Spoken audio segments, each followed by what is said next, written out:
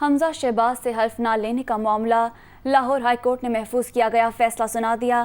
عدالت کا گورنر پنجاب کو خود یا نمائندے کے ذریعے 28 اپریل تک نومنتخب وزیر اعلیٰ سے حلف لینے کا حکم 3 صفحات پر مشتمل تحریری فیصلہ جاری کر دیا گیا۔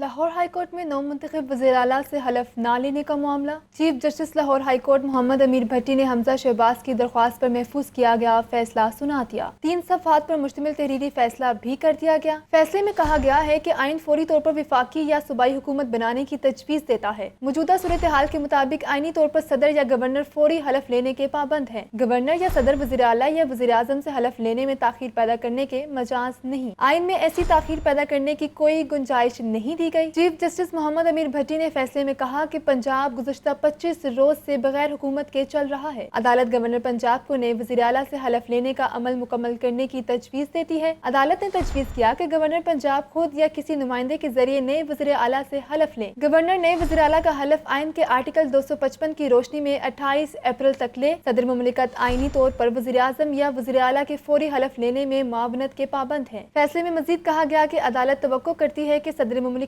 پنجاب کی صورتحال پر اپنا آئینی کردار ادا کرے۔ عدالتی عملے کو فیصلے کی کاپی فوری طور پر بذریعہ فیکس گورنر اور صدر کو بھیجنے کی ہدایت کر دی گئی۔